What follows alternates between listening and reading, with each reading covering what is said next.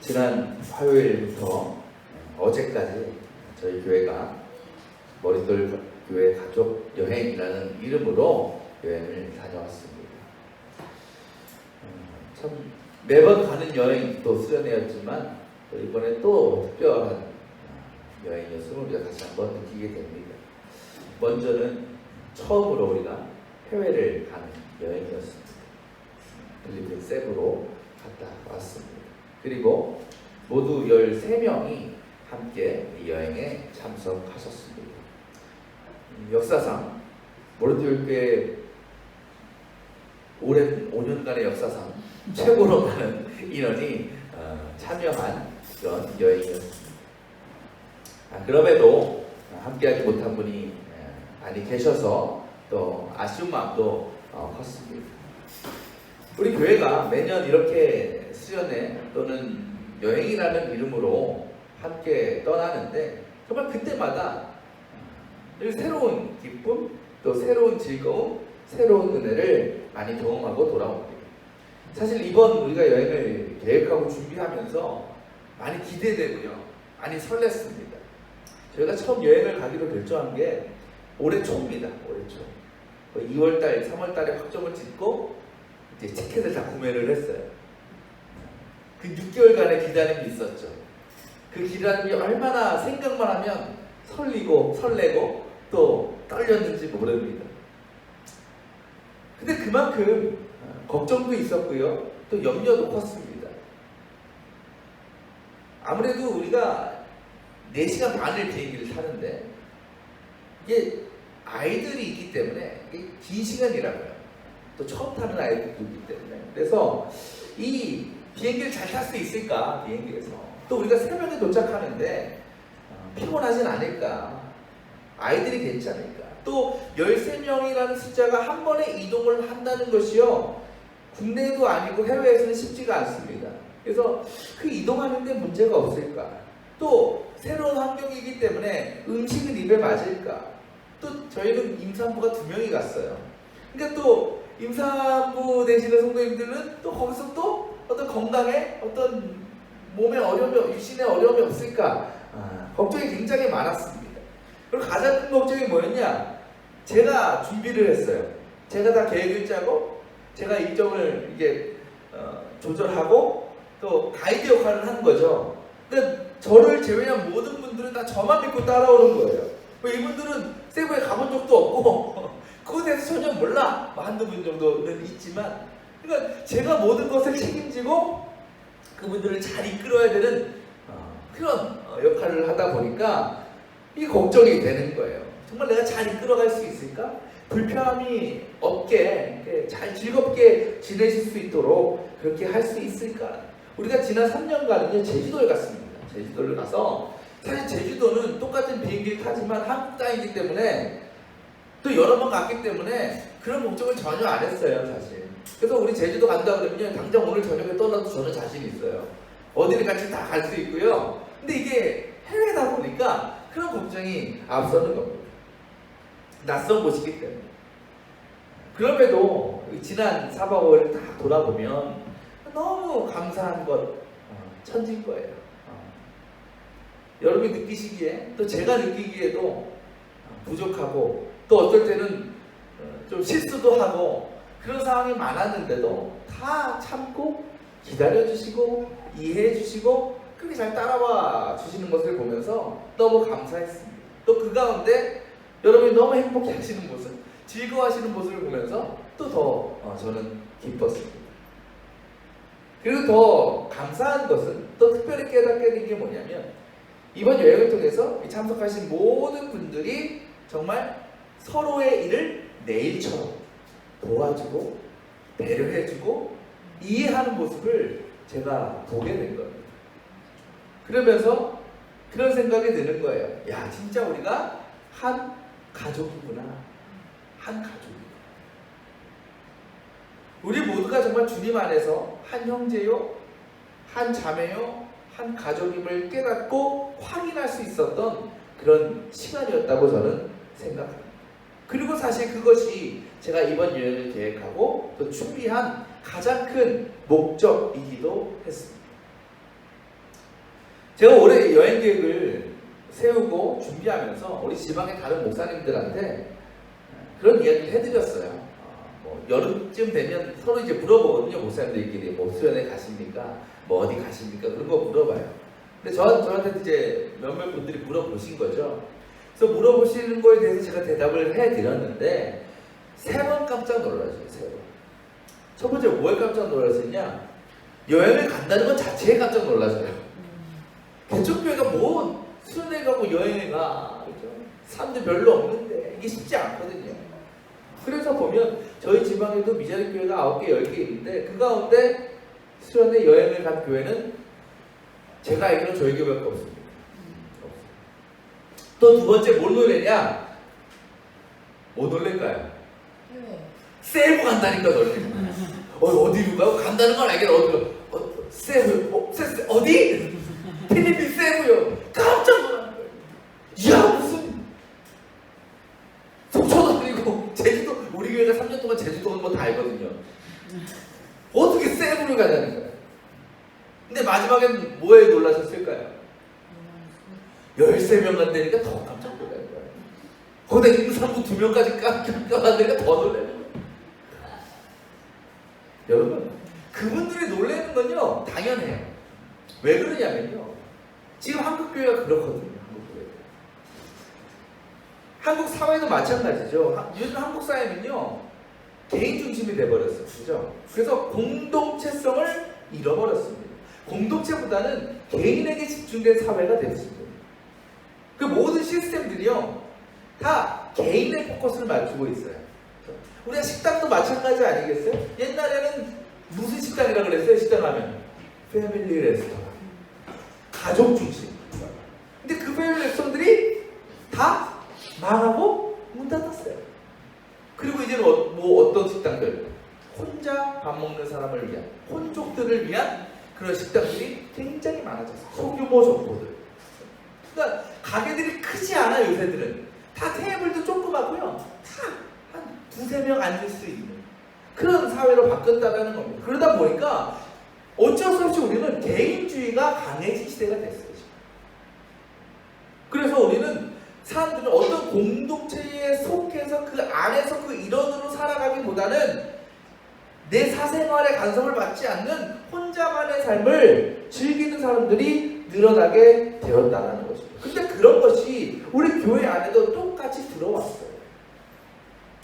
예전에는요 목사님들이 신방 간다고 하면 서로 받으려고 했어요. 우리가 먼저 하겠어. 그래서 큰 교회들 가면 어떤 전도사님들이 있어요? 신방 전도사님이라는 분이 있잖아요. 신방 전문 교회들, 목사님들이 다 케어할 수 없어요. 굉장히 바빴어요. 신방 전도사님들이. 왜? 신방 다니느라고. 부목사님들이. 또 담임 목사님들도 대신방만 되면 너무 정신없어. 수백 가정을 다녀야 되는 거예요. 누구나 받으려고 했으니까. 근데 요즘은 어떻습니까? 뭐 그렇지 않은 교회도 많겠지만 아무리 목사님들이 신방하고 싶어도 성도들이 원하지 않아요. 그래서 우리가 흔히 말하는 봄철 대신방, 가을 대신방 사라진 곳들 많습니다. 없어요. 안 해요. 왜? 원하지 않기 때문에 그래요. 성도들이 원하지 않기 때문에 그래요. 목사님 신방 오신다고 하면 그냥 평소 지내던 대로 지낼 수 있어요? 아니잖아요. 대청소하죠? 쓸고 닦고 하죠?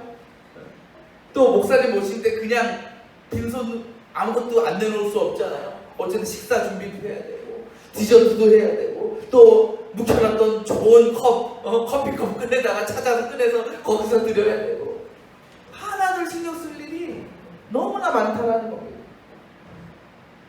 개인 시간도 많지 않은데 그 목사님을 위해서 그렇게 시간과 정성을 쓸 여유와 그런 시간이 없다라는 거예요. 그래서 이제는 신방이요 부담스러운 일이 됐어요. 부담스러워. 기쁘고 즐거운 게 아니라 부담스러워.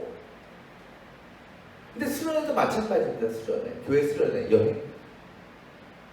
옛날에는요, 근데 저희 아버지가 초창기 목회하시고 정말 10년, 15년만 돼도 그때가 2000년대 초반이죠. 수련회 간다고 하면요 온 교인이 다 갔어요.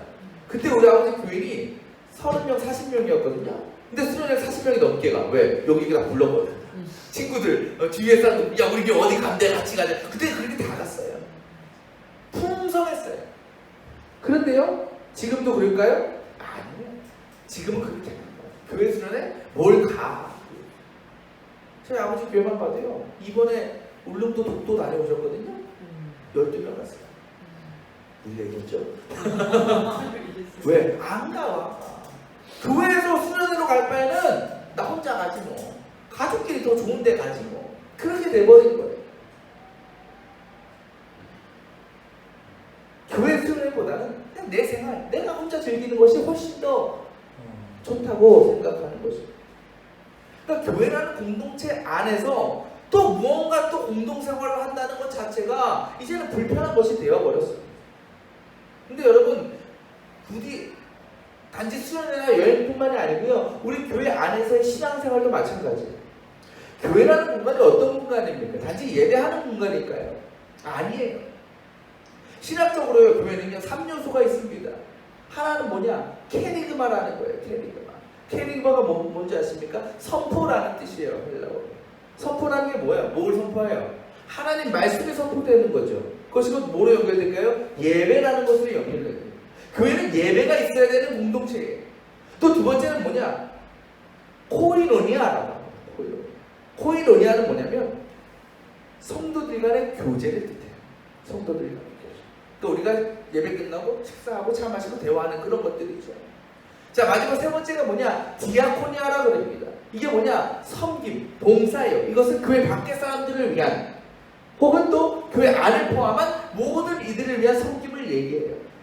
우리가 교회에 정말 본국이라고 했을 초대교회를 얘기할 때, 초대교회의 모습을 기록한 구절은 굉장히 짧지만 그 안에 정말 함축적으로 다 들어가 있어요. 이 세 가지가 다 들어가 있어요. 입니다. 사도행전을 보면 그들이 뭐 했냐고 나오냐면 찬양하게 힘쓰고 기도하게 힘썼다 그래요. 또 자신의 것을 팔아서 어려운 이들에게 나누어 주었다고 합니다. 그리고 함께 먹고 떡을 떼는 일을 즐겨 했다고 얘기하는 거예요. 디아코니아, 코이노니아, 또 캐리그마, 이 세 가지가 완벽하게 들어가 있는 것이 초대교회였어요. 그 교회라는 것은 예배, 섬김, 그리고 뭐 성도 간의 교제가 있을 때 비로소 진짜 교회다운 교회가 될 수 있다는 거예요. 때문에 우리가 교회 안에서 예배뿐만이 아니라 함께 식사하고 대화하고 그런 교제의 시간이 얼마나 중요한지 모릅니다. 그리고 우리가 그럴 수 있는 이유가 있어요. 왜 그런지 아세요? 주님이 말씀하셨잖아요. 우리가 주님 안에서 한 형제 자매다라는 거예요. 한 가족이라는 겁니다. 우리 영적인 식구들이에요. 여러분, 식구라는 말 있잖아요. 한문으로 어떻게 써요? 밥식에 입구예요. 식구는 어떤 사람이에요? 함께 밥 먹는 사람이 식구라는 거예요. 우리 교회가 그래야 된다는 거예요. 우리 교회가. 우리는 그저 일주일에 한번 나와서 예배 드리는 것으로 우리 교회가 진정한 공동체가 될 수 없어요. 그것만으로 부족하다는 것입니다. 같이 밥 먹어야 돼요. 같이 얘기해야 돼요. 대화해야 돼요. 밥 먹어야 정도 들어요. 그죠? 그런데 우리가 이 예배, 교회 안에서 이외에 주님 안에서 한 형제자매라는 것을 우리가 정말 하나의 공동체라는 것을 경험하기 위한 가장 좋은 방법이 뭐냐? 바로 수련회 여행이라는 거예요. 저는 그렇게 생각한다는 거예요. 그게 바로 여행의 진짜 가장 큰 의미 목적. 왜? 함께 하기 때문에 우리가 함께 합니다. 우리가 수련회라고 하면, 교회 수련회라고 하면 뭐 생각합니까? 가서 부흥회, 기도하고 찬양하고 뜨겁게 찬양 말씀 듣고 주여 주여 통성기도 하고 그런 것을 수련회라고 생각합니다. 물론 그것도 중요하죠. 예배 받고 은혜 받는 것 중요합니다. 하지만 그것만이 목적일까요? 그렇지 않다라는 거예요. 더 중요한 것은 뭐냐? 참여한 모든 이들이 함께 먹는 거예요. 함께 자는 거예요. 함께 노는 거예요. 그렇게 그렇게 서로 하나님의 교제를, 사랑의 교제를 나누면서 그 관계가 깊어지고 가까워지는 것입니다.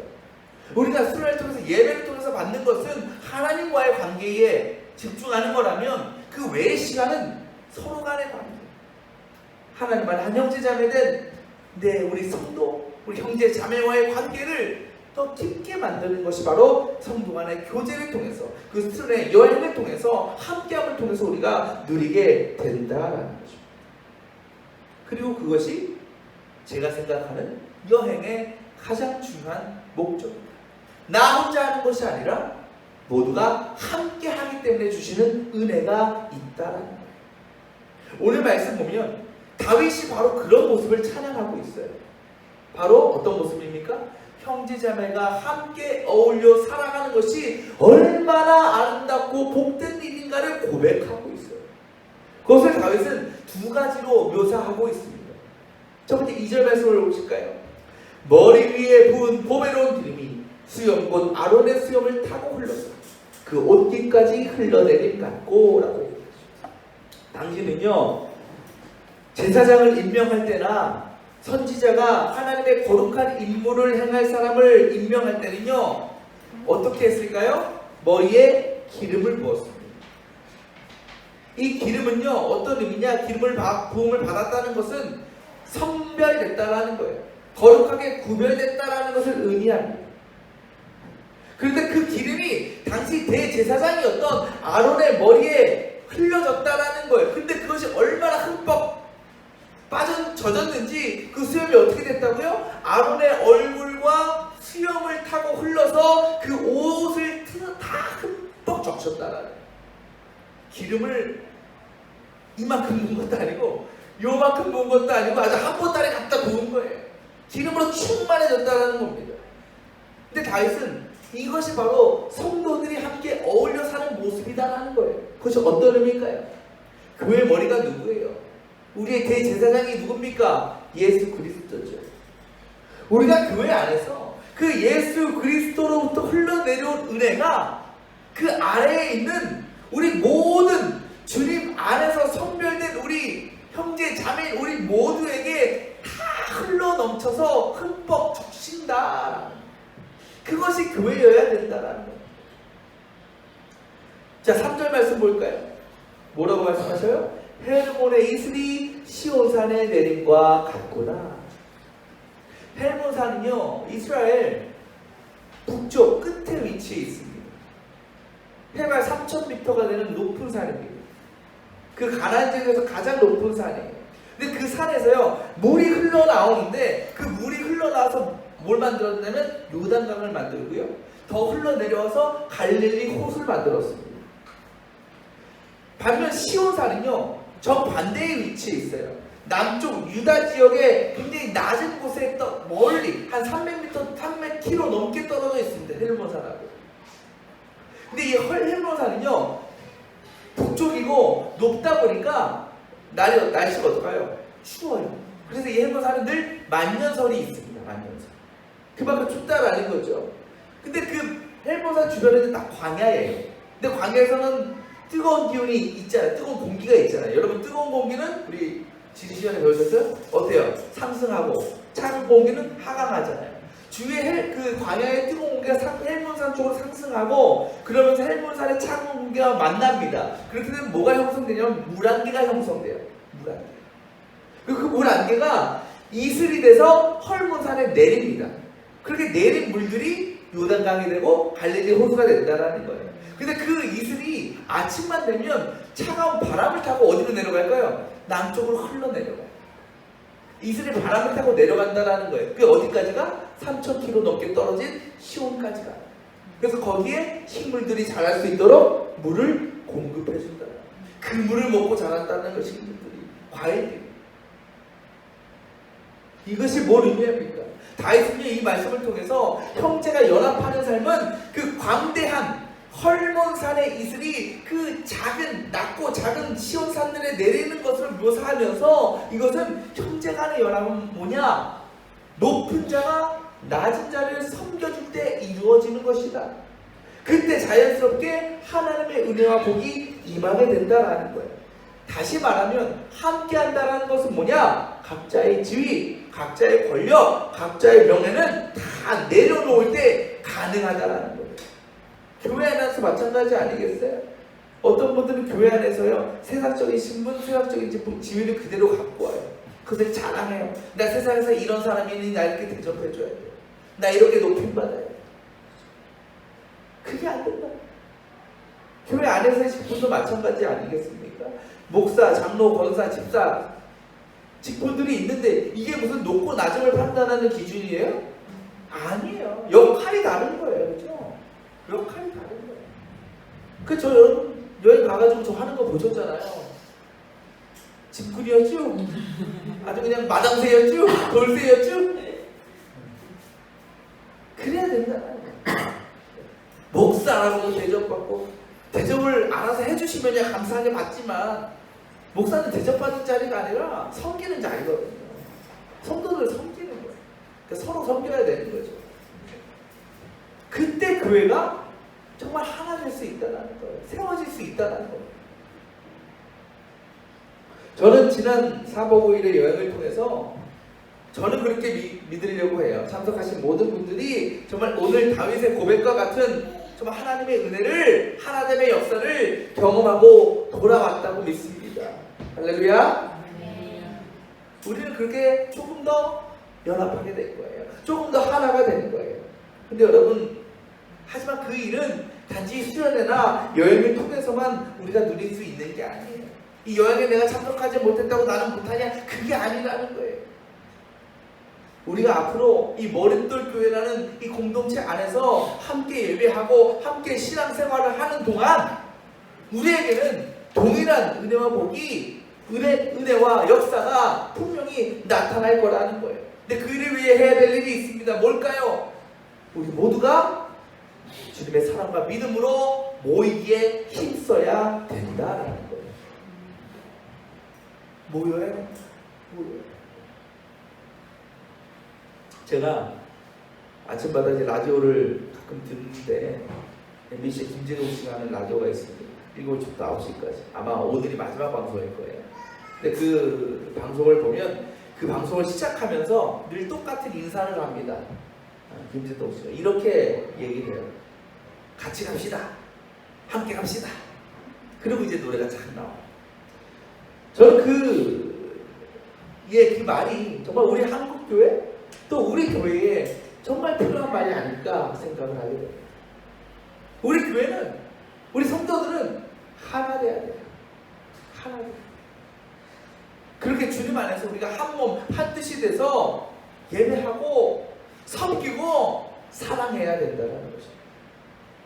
그때 하나님께서 우리 하나 된 우리 머릿돌교회 공동체를 통해서 놀라운 은혜를 주실 것이라 믿습니다. 오늘 다윗의 고백처럼 아론의 수염에 흘러내렸던 기름이 온몸을 적신 것과 같은 헐몬산의 이슬이 그 낮고 천한 가나안 땅에 시온산에 내려서 그들을 먹였듯이 그와 같은 차고 넘치는 은혜가 우리 교회와 성도들에게 임할 줄 믿습니다.